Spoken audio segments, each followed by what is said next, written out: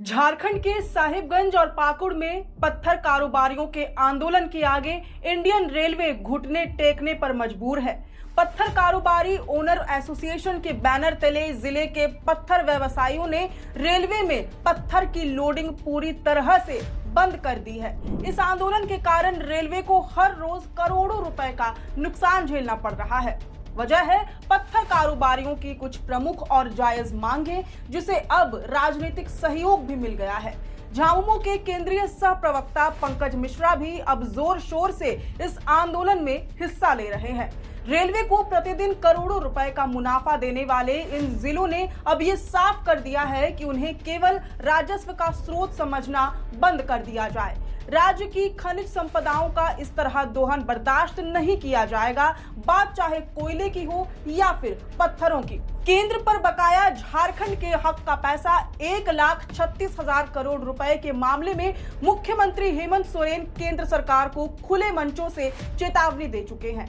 वो जता चुके हैं कि अगर केंद्र सरकार झारखंड का बकाया 1,36,000 करोड़ रुपए नहीं देती है तो झारखंड से एक ढेला भी कोयला सप्लाई नहीं होगा। मुख्यमंत्री की इस चेतावनी का आंशिक असर अब साहिबगंज और पाकुड़ में दिखने भी लगा है। पत्थरों की लोडिंग ठप होने के बावजूद अगर मांगे नहीं मानी गई तो आने वाले दिनों में कोयले की ढुलाई को भी बंद करने की चेतावनी दी गई है। पत्थर व्यवसायियों का आंदोलन अब एक जन क्रांति का रूप धारण कर चुका है। एक ऐसा आंदोलन जहां क्षेत्र का आर्थिक आधार माने जाने वाले पत्थर व्यवसायी अपनी उपेक्षा का खुला विरोध कर रहे हैं। इसका सीधा असर रेलवे की माल ढुलाई और परिचालन व्यवस्था पर स्पष्ट रूप से दिखने भी लगा है। बीते 16 जनवरी से शुरू हुई रैक लोडिंग की अनिश्चितकालीन बंदी ने यह संदेश दे दिया है कि जब तक साहिबगंज और पाकुड़ के रेल विकास से जुड़ी बुनियादी मांगे पूरी नहीं होंगी तब तक पटरियों पे पत्थर नहीं डाले जाएंगे। रेलवे ट्रैक्स बगैर पत्थरों के ही सूनी पड़ी रहेंगी। नतीजतन रेलगाड़ियां भी नहीं चल सकेंगी। इस आंदोलन को जन्म दिया है रेलवे के सौतेले व्यवहार ने। पत्थर कारोबारियों की शिकायत इस बात से है कि रेलवे धड़ल्ले से क्षेत्र के संसाधनों पर अपना कब्जा तो जमा लेता है, लेकिन विकास की योजनाओं को पड़ोसी राज्यों या अन्य जिलों की ओर मोड़ देता है। साहिबगंज और पाकुड़ से रोजाना औसतन 15 से अधिक रैक पत्थरों की लोडिंग होती है, जिससे रेलवे को प्रतिदिन तकरीबन 10 करोड़ रुपए का राजस्व प्राप्त होता है। इसके बावजूद यहाँ के लोग वर्षों से साहिबगंज के पूर्वी और पश्चिमी रेलवे फाटकों पर ओवरब्रिज के निर्माण की राह तक रहे हैं। विडंबना यह है कि मालदा रेल डिवीजन के अंतर्गत आने वाले पश्चिम बंगाल के स्टेशनों से कई नई ट्रेनें शुरू की जा रही हैं, जो पाकुड़ होकर गुजरती तो है, लेकिन वहां उनका ठहराव नहीं दिया जाता।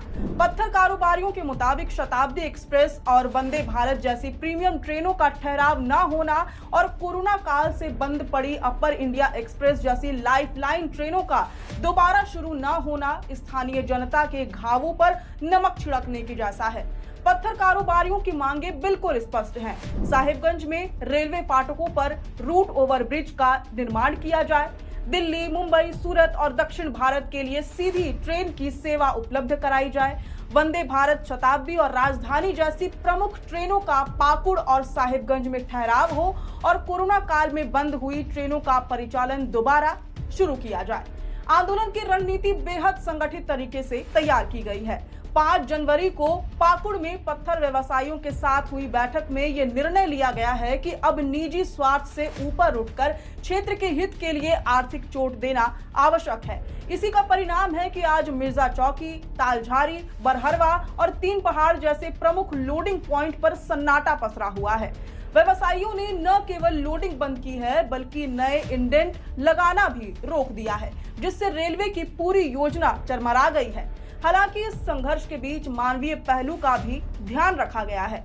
पत्थर व्यवसायियों और नेतृत्व ने यह सुनिश्चित किया है कि रेक लोडिंग बंद होने से प्रभावित होने वाले हजारों मजदूरों को भूखा नहीं रहने दिया जाएगा। जिला प्रशासन के सहयोग से उन्हें वैकल्पिक रोजगार मुहैया कराया जा रहा है, ताकि आंदोलन की आंच गरीबों के चूल्हे तक न पहुंचे। साथ ही आम जनता की जरूरतों को देखते हुए सड़क मार्ग से ट्रकों द्वारा पत्थरों की ढुलाई जारी रखी गई है। पंकज मिश्रा ने रेलवे को सख्त चेतावनी दी है कि यदि मार्च अप्रैल तक मांगों पर ठोस कार्रवाई नहीं हुई तो विरोध का दायरा दायरा और बढ़ेगा। अब ये लड़ाई केवल स्टोन चिप्स तक सीमित नहीं रहेगी, बल्कि अमड़ापाड़ा क्षेत्र से होने वाली रेल रैक के जरिए कोयला ढुलाई को भी पूरी तरह से ठप करने की योजना बनाई जा रही है। वर्तमान में रेक लोडिंग बंद होने से रेलवे को हर महीने करीब 10 करोड़ रुपए तक के राजस्व नुकसान की संभावना है। और तो और अगर कोयले की ढुलाई भी बंद हो गई तो ये नुकसान चौगुना हो सकता है।